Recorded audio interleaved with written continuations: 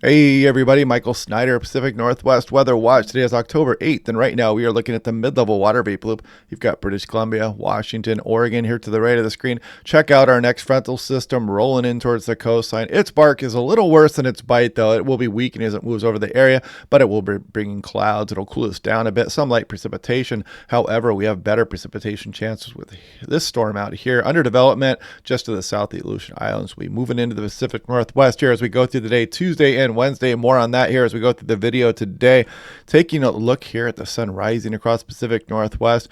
Look at that fog out here across from the Puget Sound down the coastal range of Oregon, Washington coast socked in here. Some of that fog into the Portland metro as well. I took a peek out this morning. It was about a half-mile visibility. Some dense fog was out there. You can also see some of this fog down to the valleys here of BC, Idaho, Montana, but a lot of glorious sunshine there. Eastern Washington, Oregon, some of the Cascades. You can see Mount Rainier on the GOES 18 satellite imagery there as well. You'll notice these high and mid-level clouds moving up over the region, and you can see the frontal system off the coastline there also.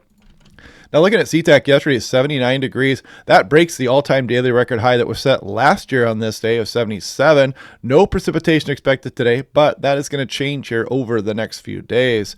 Taking a look at Portland yesterday, 81, 86, and 85. Nice little fall heat wave here, but we're going to cool things down a bit here today, and much more so as we go through Tuesday and Wednesday. Look at Astoria, hit 83 on the 6th. It cooled down 13 degrees there yesterday, and a little bit more here coming today. If you want a nice, affordable home weather station, click on that link down below. It's always much more fun to watch these systems roll in when you've got a weather station on your place of residence, and this thing has an awesome smartphone app. It can give you all kinds of cool notifications, such as when it starts raining at your weather station. Taking a look at the European last night, you can clearly see the ridge that brought us our nice weather, but it is now retreating off to the north and east, and we got that frontal system swinging through the Pacific Northwest there, and then this secondary system rolling across the area Tuesday and Wednesday. Big changes coming here, folks. You're definitely going to feel it by the time we get towards Tuesday, and then you can see this big ridge as we go on out towards the end of the week. This is Thursday night over Canada here, and you can see the troughing over the Gulf of Alaska continues, and it could be bringing additional systems here as we go on in towards next week, and we'll take a look at that as we go over the next couple of days here. This is when the end of the European run ends there, hour 1:44. This would be Friday night. So we're looking at 5,000 feet, 850 millibars, and you can see the warm air aloft still across the region here as of last night. And you can see that pushing off to the east today. Another pretty warm day east of the mountains, and heck, not too bad even west of the mountains here coming up. We'll look at that in some detail here in a moment as well. But as we go through Monday, you can see the frontal system roll in. Then Tuesday, Wednesday's system comes across the area. Big change coming with the temperatures aloft. And we're going to chop some high temperatures off by 20 or more degrees here for a lot of areas. Look at SeaTac. 72. You can get some nice temperatures all the way to southwest BC today when this fog burns off for a lot of the Puget Sound. Willamette Valley maybe up towards the 80 degrees here, but look at the change coming by the time we get towards tomorrow here. We're going to be chopping 15 degrees off some of these temperatures here for Monday, and then Tuesday even chillier, not getting out of the 50s maybe for some of the Puget Sound region here as well. And then Wednesday, that cold air aloft will be right over top of us. Looking at SeaTac, talking about an inch here with that second system here in about a 24-hour period. You can see some bigger totals showing up here, and I'll show you why that is in a moment. This is Quileute, Washington coast there. Some of these totals up over 2 inches, 1.3 on the control run there. Nice rainy system coming in here as we go through the day Wednesday. This is Hoquiam. You can see that signal out there as well. 1.3 inches showing up. Portland, the European showing about an inch for Portland, and this will be much needed for much of western Oregon. Extremely dry out there. This is looking at Astoria, kind of bullseye here with this next system rolling in. I'll show you what I mean in a moment. Look at the mean over 2 inches. The control was at 3.8 inches there, and some of these pretty juicy values showing up in the ensemble runs on the European. Tillamook, no exception there. 1.9 inches of rain actually showing up in a 24-hour period, and all the way down towards Brookings, Oregon, even Northern California is going to be getting a little bit of rain out of this also. Boise and Spokane, hoping for a few tenths of an inch of rain out here, but not the big precipitation totals that you can expect across the coastal area. Now, why is this happening here? You can see the GFS. This is that frontal system moving in, weakening as it does so, but there's that secondary system, and you can see it starts to weaken and slow down. It's going to be pointing this little bit of an atmospheric river here at the Washington, Oregon coastline here as we go through Tuesday into Wednesday, kind of taking its sweet time and bringing those hefty precipitation totals to the coastal ranges, some of the coastal areas there. And then as we go towards the end of the week, GFS wants to bring another frontal system, fairly weak there. But then if we go up to Fantasyland a little bit here, you can see an atmospheric river pointed at the Pacific Northwest. But at this time of year, man, we need the rainfall. So this would be very beneficial if we can get this rolling in here. This would be shown Sunday night. We'll watch that here over the next couple of days. Now take a look here. This is the Weather Prediction Center's excessive rainfall outlook. They don't even have a mention of anything going on here across Pacific Northwest.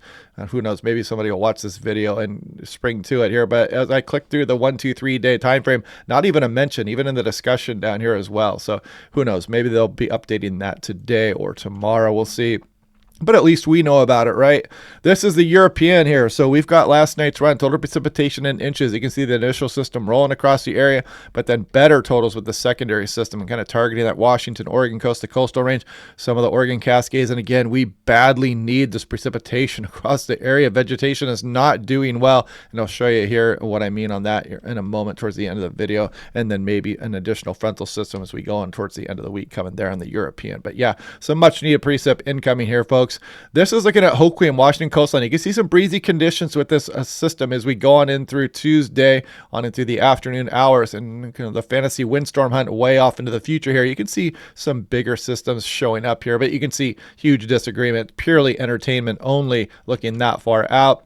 Quileute, you can see some gusty conditions here with that secondary system. Again, on the day Tuesday, some winds gusting up over 40 miles per hour, and some bigger systems starting to show up out here as we go on in through mid-October. Now, if we take a look at this is the Washington, Oregon coastline there, Vancouver Island here. It's kind of looking at ensemble member number 10. Kind of show you what would bring some of those big winds here. As you can see, this tightly wound low pressure system here would definitely be bringing some strong winds to the coastal areas, but much less to the interior. This is not really a high wind solution here for places like Seattle or Portland. You need this to be a little bit further inland here and set up the better grading over the interior regions. But yeah, kind of an interesting look there off on one of the fantasy runs there. This is the 6 to 10 day precipitation outlook. You can see through mid-October, kind of highlighting the coastal regions, including California there, Oregon and Washington as well. And this is looking at the vegetation drought response. And this is not good, folks. You can see there's a lot of pre-drought, moderate, severe, and maybe some extreme even mixed in here with some of the Cascades of Oregon. And yeah, so we badly need this rainfall. Any kind of atmospheric river at this point would be extremely beneficial. We need to get this precipitation going here because from my observations, there's a lot of dead and dying trees here across western Washington as well. And you can see that kind of highlighted here in the drought response index. So interesting stuff there. Let's bring this precipitation in here. Very beneficial this time of year.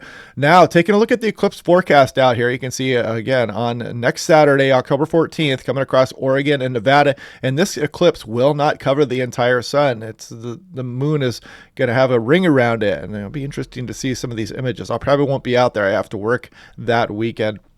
But anyway, looking at things here, this is the morning of Saturday, October 14th, and you can see this next system out here probably bringing clouds to western Oregon, northern California here where this eclipse tracks across. Your best chance, climatologically speaking, is probably across portions of eastern Nevada here where you can, if you can get out there. I mean, it just climatologically speaking gets less clouds, of course, than someplace like western Oregon or the Cascades of Oregon, for example. And also you can see on the GFS something similar there as well, probably the cloud shield heading into northern California and Oregon here also. So yeah, morning time there of October 14th. You can also kind of see it highlighted here in the total cloud cover on the GFS. You can see, a few breaks showing up in some of the system, but that's not going to give you much of a view of the eclipse, and much clearer skies across portions of Nevada here as well. On the leeward side of the mountains out there, you get less clouds, less precipitation. You have to deal with these clouds quite a bit less. So anyway, just kind of a little bit of a tip there for you. Probably better viewing here across some of Nevada, but I know it's kind of a bummer for those of you guys living on the Oregon coast there, some extreme northeast California. But again, this can change. We're still looking out. I mean, you're looking at 150 hours out right now. So hopefully this can change. Maybe the system will back up here a little bit more and slow down and allow for some viewing of this eclipse across the state of Oregon. But anyways, yeah, I hope you guys are liking these videos. Click like and subscribe. And I'm probably just going to cut off the California weather videos on this channel. So they're all going to be on the California Weather Watch page here. Yeah, so hopefully you guys can get over there and subscribe and click like and get that station going here so we can get the word out to people along the West Coast. But anyway, yeah, we'll go over this tomorrow. Kind of interesting looking off into the future. I like the look of that GFS atmospheric river next weekend. Let's hope that that can come into fruition here. Maybe the European will start picking up on that. But we'll start looking at those details a little bit more here as we go through the next couple of days. So anyway, hope you guys are going to get out there and enjoy that. Well, maybe one more last warm day here as we start to bring these clouds into the region. You're definitely going to feel the temperature change coming up here. I know some of the mossbacks out there along the all around the Pacific Northwest here are going to really enjoy this pattern change coming up here. So hopefully we can get this precipitation going here and start to put a dent in this drought here across much of the region. But anyway, yeah, we'll talk again tomorrow, and I'll see you guys then.